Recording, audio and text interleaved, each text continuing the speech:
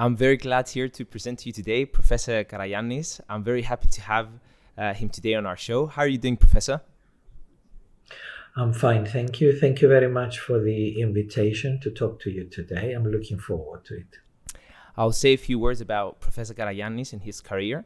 So Professor Peter Karayiannis is a Professor of Microbiology and Molecular Biology at the University of Nicosia Medical School. He holds a BSc Degree in Microbiology and a PhD in Medical Microbiology from the same university. He has worked at St. Mary's Hospital in London for 24 years and was a reader at Imperial College London, where he directed the intercalated BAc in Hepatology and Gastroenterology and taught at the MSc in the Pathology and Molecular Biology of Viruses. Professor Karayiannis was appointed and still serves as a member of the Scientific Advisory Board for COVID-19 in Cyprus. So, Professor, today I want to start with one of the most burning issues that people, I think, have, and I'll go straight to it. When will the pandemic come to an end? I think that's a very difficult question to answer at this point. I remember a couple of months after the virus started spreading around the world, I was asked this question by a journalist. And more or less, the question was, are we going to finish from this quite soon? And my response was, the way this virus is behaving at the moment, I think it has come here to stay. And I think the last 18 months has shown us that in view of the way the virus replicates and changes, it perpetuates infections so that it can establish a hold on the world. And I feel that even with vaccines, it will take a few years more until we contain uncontrolled transmission.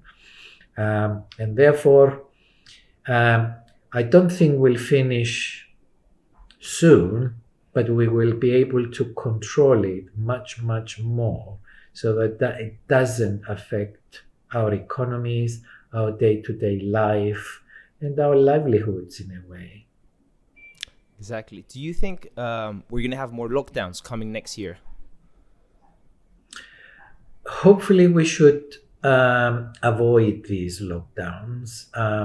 The fact that we have vaccines which are effective, and we can see now in various countries how in the presence of the Delta variant, which is much more highly transmissible, people who have been immunized, and particularly the older people who would normally have ended up in hospital and being intubated, they're doing very well by being protected, whilst the younger generation are the ones where the virus is spreading quite rapidly. So I feel that the virus eventually and with time may learn to live in peace with its host. But until such time, we may have to put up with living side by side, but not allowing the virus to rule our lives. So no, I think the governments have made a conscious decision not to impose lockdowns at this stage. And I think that is going to continue unless, of course, the virus holds more surprises for us. You mentioned the fact that some young people are, let's say, having some concerns about the vaccinations.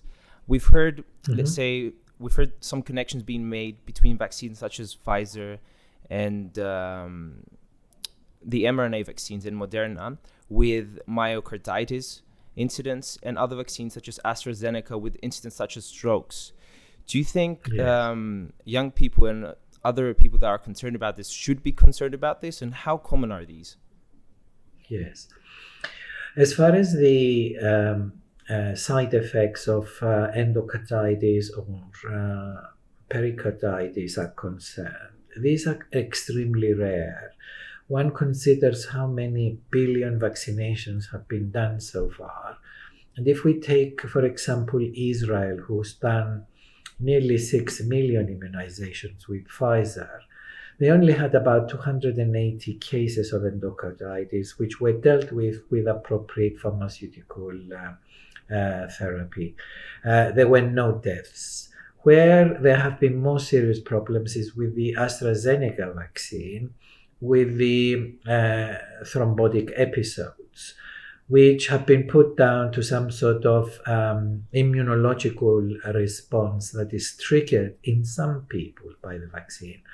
But even in these cases, these instances are very, very few and far between. And they seem to occur mostly in women of ages less than 50 years of age. We don't know whether this also relates to the use of the pill. The pill alone sometimes causes thrombotic episodes. So we don't know whether there is a hormonal issue here or there's something else involved. But one thing is not disputed is the fact that the body produces antibodies which attack the platelets, and therefore these may then lead to thrombotic episodes.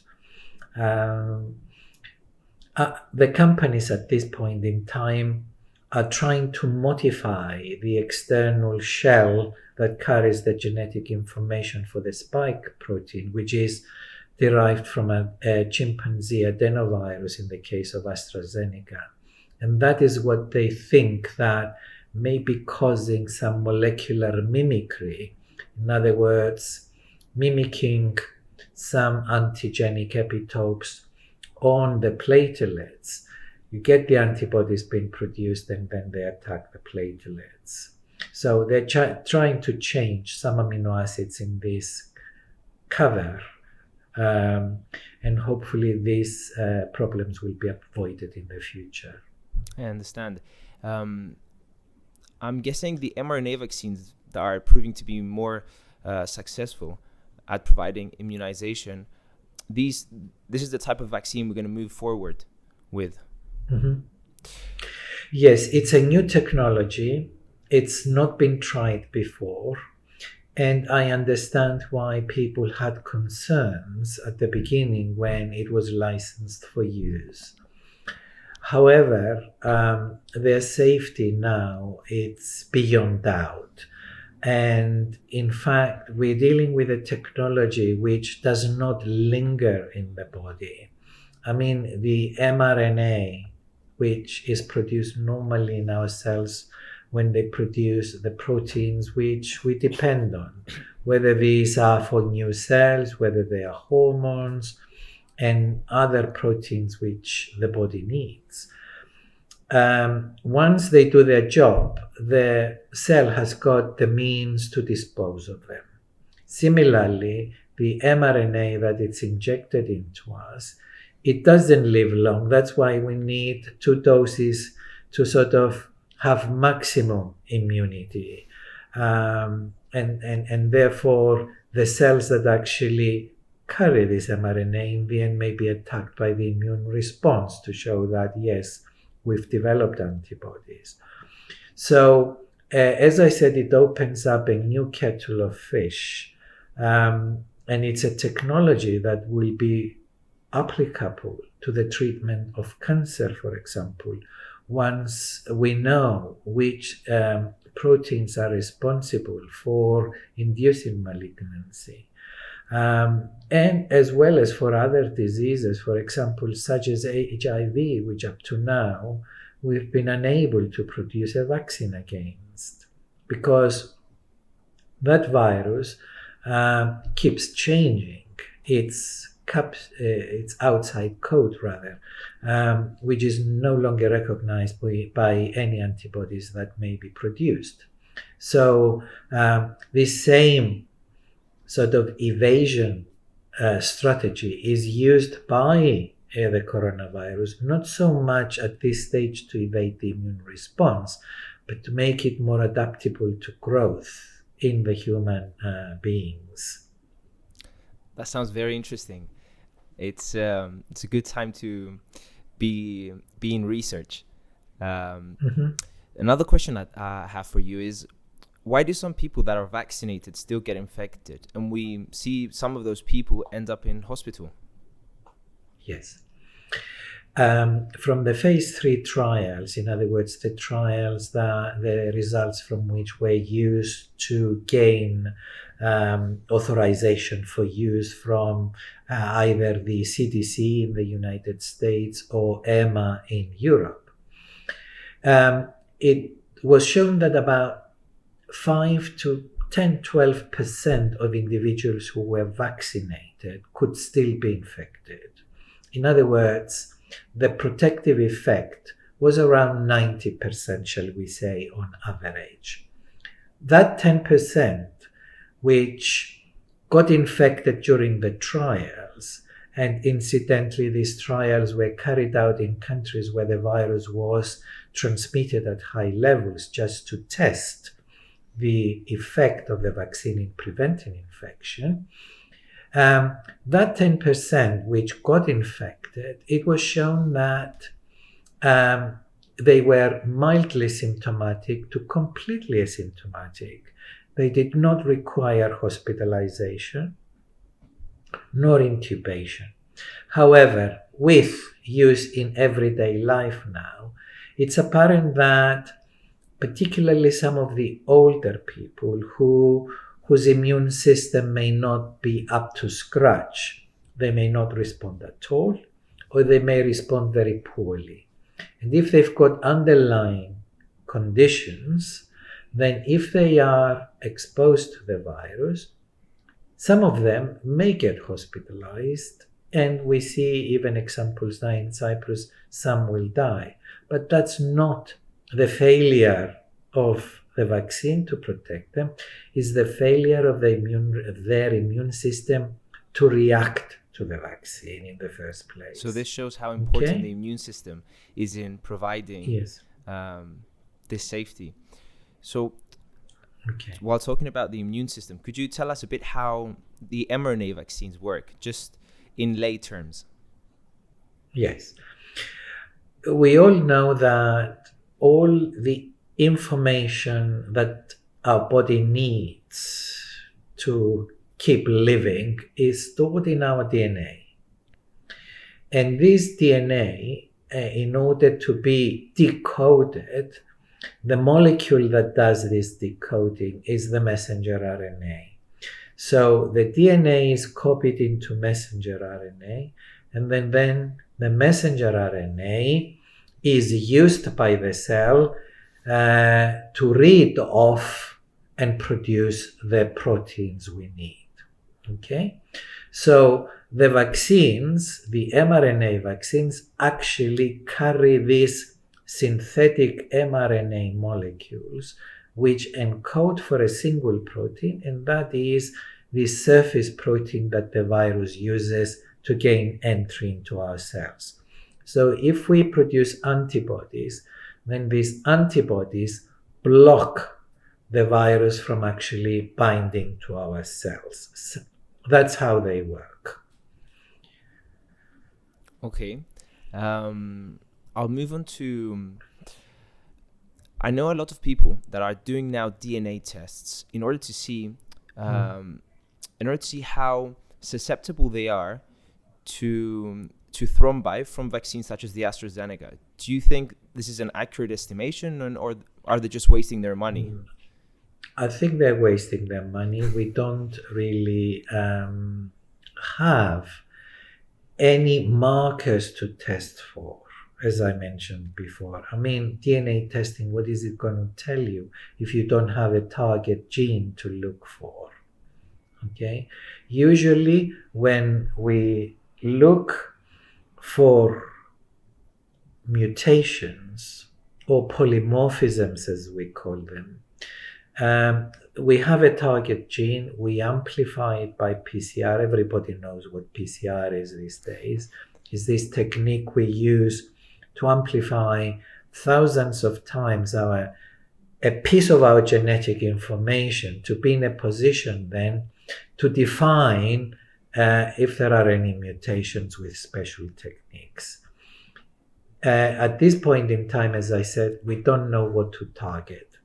I think that a lot of the variability we see in disease and response to antiviral treatment, vaccines, and what have you, is all dependent on our genetic makeup.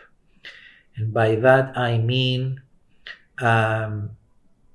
the major histocompatibility antigens, as they are called, which are extremely important in transplantation. These antigens need to match between the donor and the recipient so that the graft is not rejected.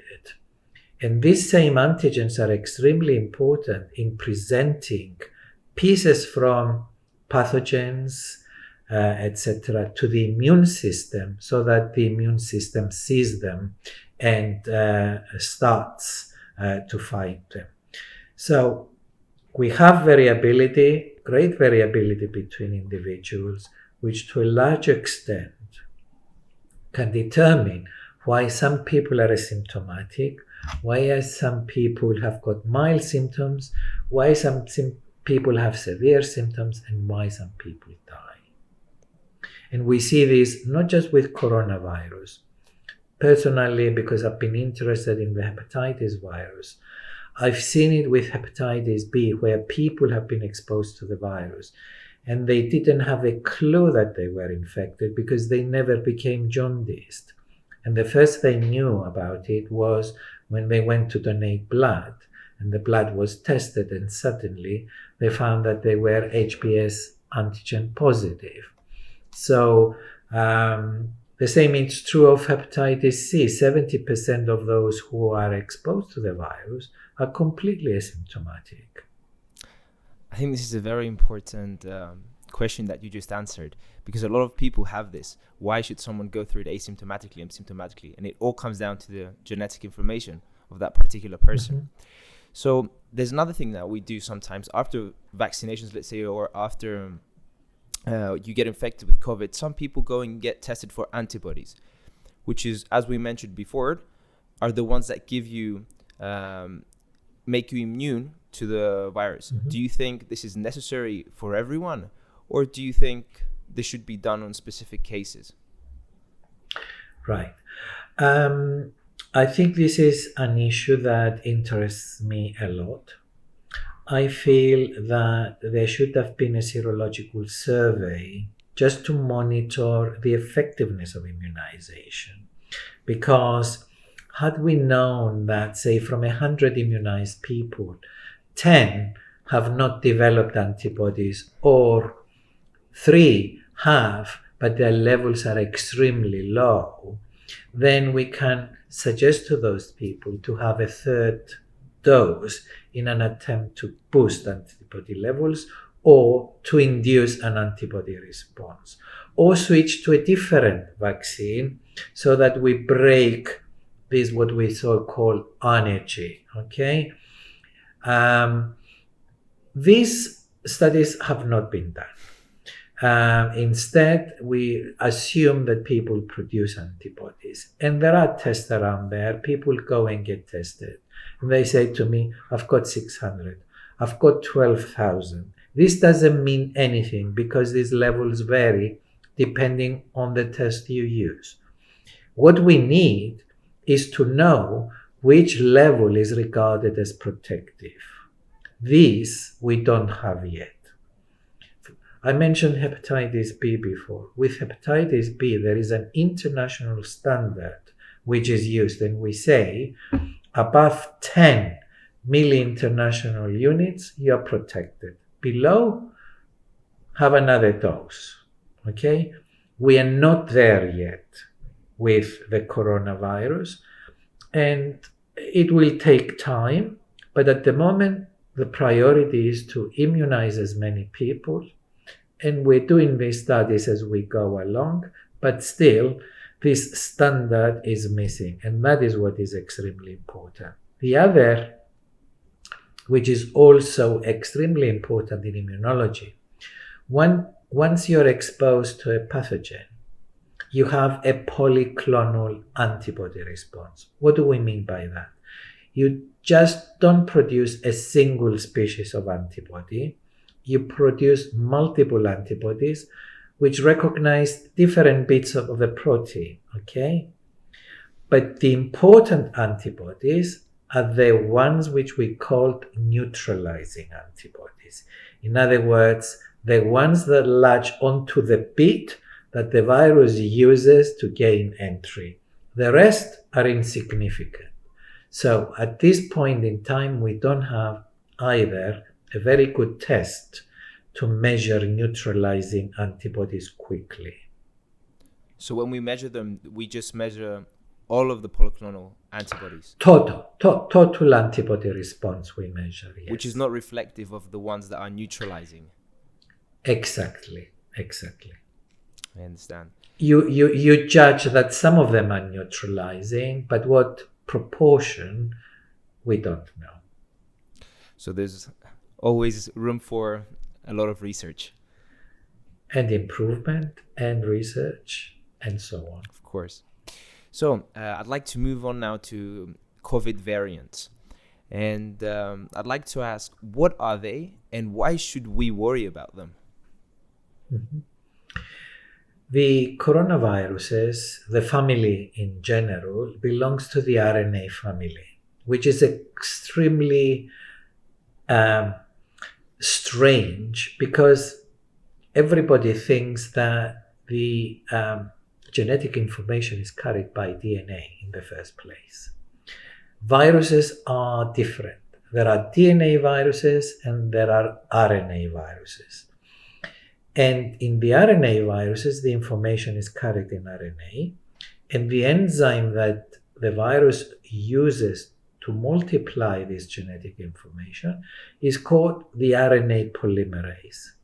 The RNA polymerases are not very faithful enzymes. What do we mean by that?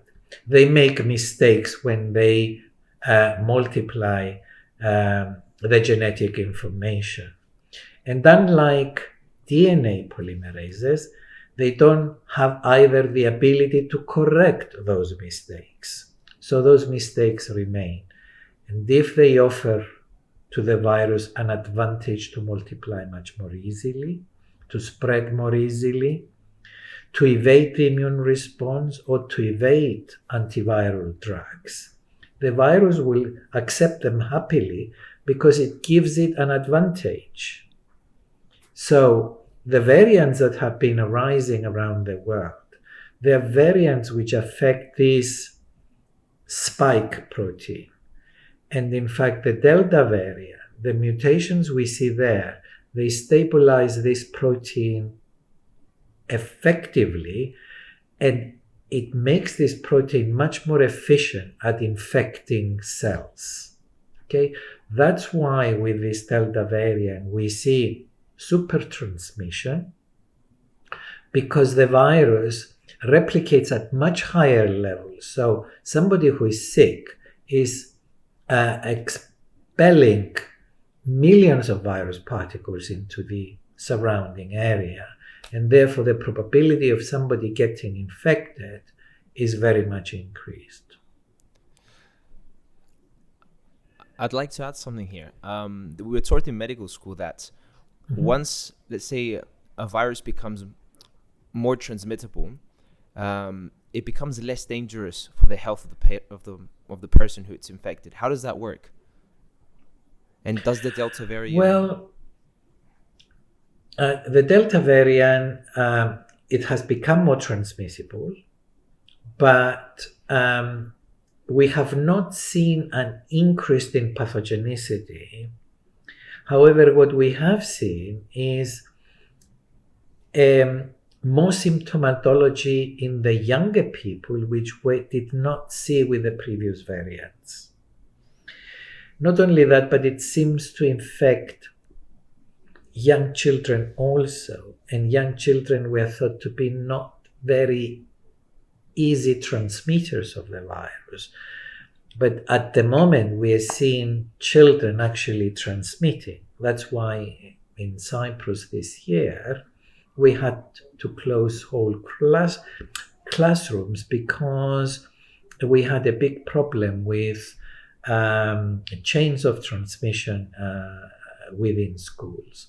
So I think in order to achieve what you say, we need more time for the virus to adapt to us and for us to adapt to the virus.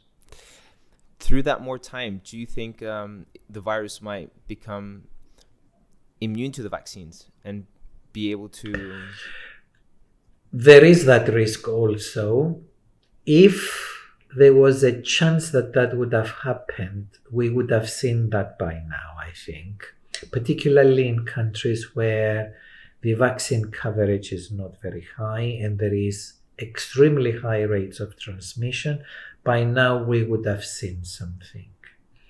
I think that the vaccines are quite effective at suppressing virus replication in those that get infected.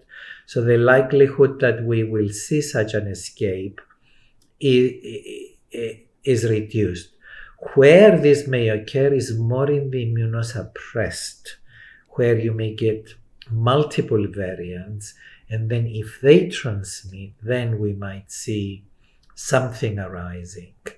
That's why we've suggested earlier on that the immunosuppressed are the ones that should be vaccinated as quickly as possible and restrict their movements also so that they don't get exposed. But in that way, we are reducing the probability of another variant arising, which would be problematic. Mm-hmm. I think you mentioned it before as well about booster shots. Do you think these will come into play in the next 6 months for the wider population? It is something that we are discussing at the moment in the advisory committee. I've been quite vocal about this, even in the media. I feel that particularly the older generations, because of the immune system being less robust in such individuals, it may be worth giving them a booster in order to protect them more effectively.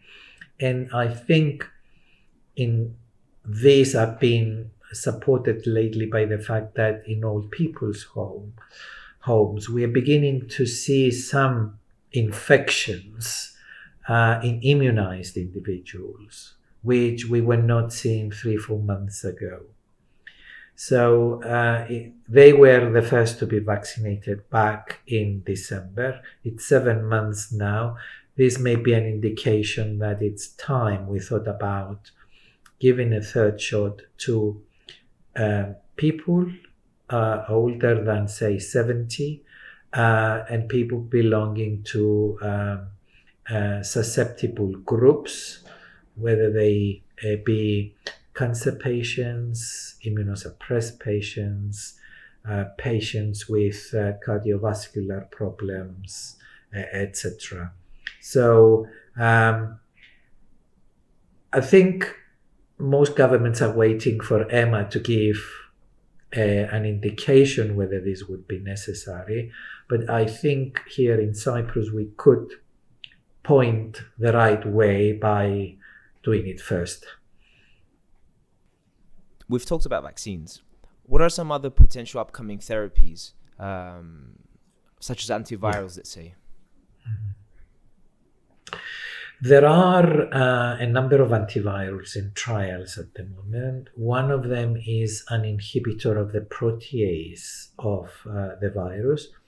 Protease is an enzyme that cleaves the various proteins of the virus at the later stages when the virus particle is put together. So if you inhibit this action, then you prevent virus formation. This is an approach that's been used against HIV and against hepatitis C. So it's technology that is used and proved extremely useful. The problem is with such therapies is that usually as in the case of flu, they're used as monotherapies. And the viruses can mutate very quickly and then become resistant to the antivirals. And we've seen this with Tamiflu, for example. That's why in the case of HIV and hepatitis C, these drugs are used in combination so that they hit the virus at different points. We are not at that stage yet. And to be honest, I don't see them being licensed for at least another 6 to 9 months. So when they come, they will be useful for treatment, but not for prevention. So taking this into consideration, vaccines are our best weapon. Yeah, it's the first line of defense, if you like. And the antivirals as the second line of defense. I understand. So apart from vaccines and social distancing and all the basics that we hear in the news and the media every day, what can people do to strengthen their immune system and to become more immune, let's say, to COVID? Well, I mean, there has been a lot of debate about this, particularly after the first wave. People were asking, what can we do to boost our immune system?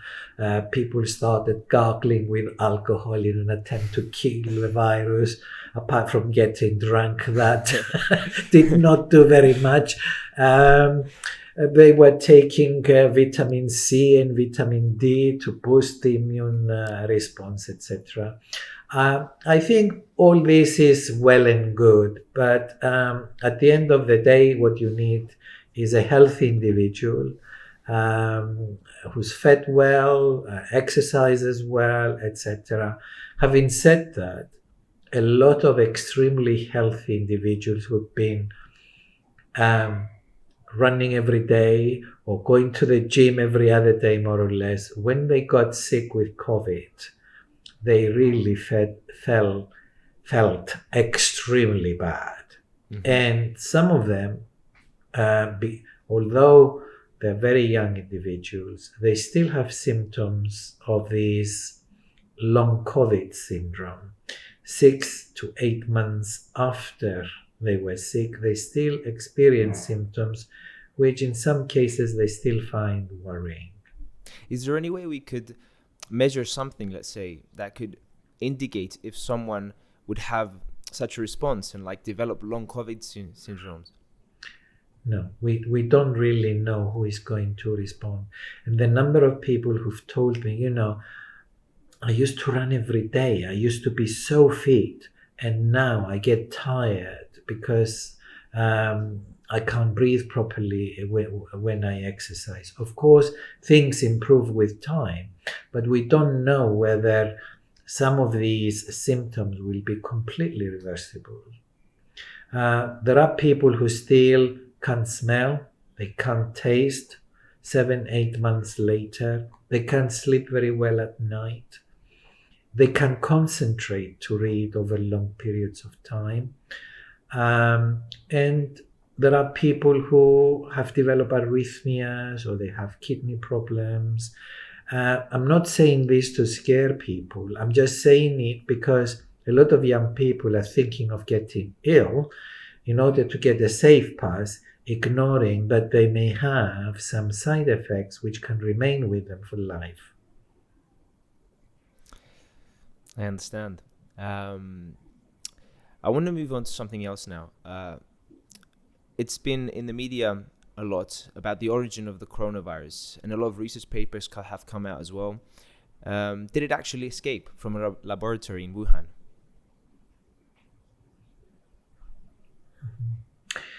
Well, we will not know, actually. I don't think we will ever know what happened. But I suspect that, and we know as much, that the lab in Wuhan was working on virus isolates from bats. It is possible that these isolates were grown in human cells in the laboratory, so the virus was adapted to growth in human cells. And it is possible that there was an accident, somebody got infected, did not realize, and that way the virus got out. I know that they've tried to implicate pangolins and snakes and various other animals that were being sold in this wet market in Wuhan. But obviously, a month after the outbreak, there was hardly any evidence that one could collect from the market. So it's a big question mark whether the virus has jumped from the bats through an intermediate host to man, or whether it escaped from the laboratory.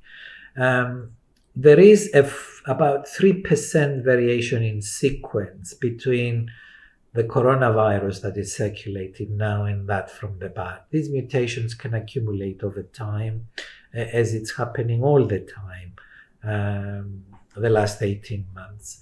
So I'm sure researchers will be very keen to establish what happened, and this will only become a reality once we analyze more sequences from bats, humans, and other animals.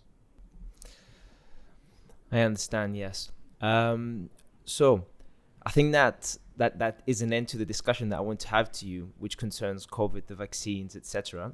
So I want to move on to some more personal questions. I'd like to ask, as a member of the Scientific Advisory Board for COVID-19, you've had exposure in the media. How do you deal respectively with the positive and the negative feedback?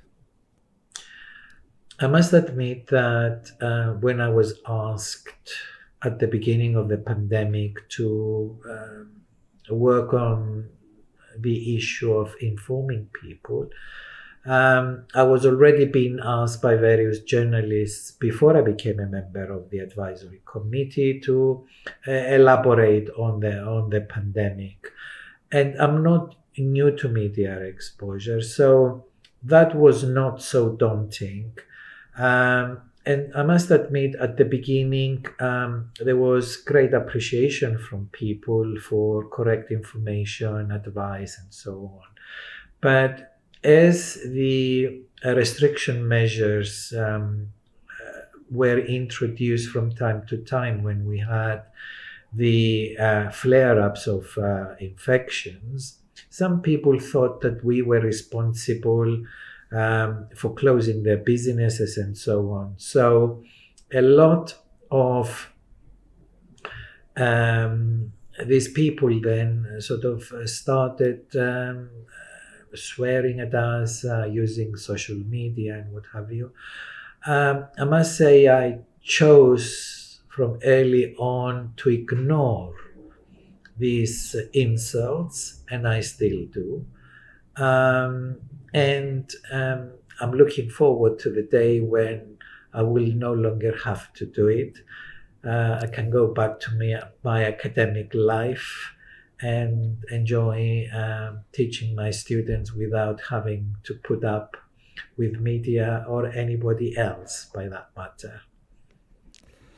That's the tricky part when you deal with the media. It's because you don't only speak to your students, you speak to the whole world, and the whole world is comprised of many different people and different ways of thinking and different experiences. Yeah. Mm-hmm. What's most important in life for you? Exactly, but proceed with the previous. At this stage what I was going to say is that there's a lot of misinformation that is present in social media. And we've been fighting against this current of misinformation for a long time now, particularly in relation to the vaccines. However, I think the tide is turning. People are beginning to realize that vaccines are extremely important, is our only weapon to allow us to return back to normality or some sort of normality. And I hope that we will succeed to convince even the ones who are staunch deniers of the existence of the virus in the first place and of the usefulness of the vaccines. Hopefully. So I'll go to the question that I asked you before. What's most important in life for you? At this stage in my life, I think when I decided to come to Cyprus, my intention was to offer something to my country. And I thought that would be just in the academic field. As it happened, the pandemic allowed me, I hope, and I pray that I've done this, is to help save lives, at least through the information and the advice I was giving over the media, which was far and above what I set as a target. So I'm extremely pleased that I've been given this opportunity to do something for the country where I was born, and I can withdraw gradually back to my academic duties. Lovely. So who do you admire? Well, I don't really have any sort of role people that I look up to, but I admire people in general, whether they're politicians, whether they are in the cultural field, in the sports field, etc., who are down to earth. They know what they're talking about, and they don't allow fame to get to their heads. I think as role models, we need a lot of such people to be around. Unfortunately, with the media and the internet as it is these days, a lot of these role models are missing, and we see a hell of a lot of other things that are not necessarily good for us or for mankind. Therefore, I don't have anybody in particular, but I sort of treasure the values that existed for so many years, and suddenly they're being eroded because of commercialism, consumerism, whatever you like call it, that rule our lives these days. I think time will show. Time will show the ones that are true to what they believe, and they, as you said, they're not corrupted by fame. So could you tell me a favorite book that you have? The Lord of the Rings. I remember when I was at university, I read that huge tome in about 4 or 5 days. It was such an absorbing piece of literature. It's amazing. It's amazing. I'm watching an imaginative piece of work. No, Tolkien is amazing. He has created a universe like from scratch, languages. I'm watching them again now, these days. Yeah. So, a favorite movie? Oh, favorite movie. I think the one that stuck in my mind because I was at an impressionable age when it came out was The Sound of Music and Dr. Zhivago. These are the two movies I still like very much and I watch over and over again. I haven't seen the second one. I'll write it down. Dr. Zhivago. Oh, you must see that. I'll take note of it. With Omar Sharif. So, I'll last. I'm showing my age now, by the way. old classics are the best. I have to agree with that. Yeah. I'll go to my last question then. Yeah. So what advice would you give to your younger self and to aspiring healthcare professionals / researchers, etc.? I think when I was a student, it was a very difficult time for Cyprus. It was 1974. I found myself sort of penniless from one day to the next. However, I didn't sort of give up at that time. I picked myself off the floor. I dusted myself off. And I did my best to finish my degree in those days. And I chased my dream. In those days, for somebody to sort of end up in the UK from a lowly background and work in very famous hospitals, first of all, the Royal Infirmary in Liverpool, then the Royal Free in Hampstead, St Mary's later, Imperial College at the medical school there, travel the world as part of my research work, which in some respects was quite novel and pushed the field forward. I had the opportunity, to have people work in my lab who invited me to visit their countries and talk at conferences.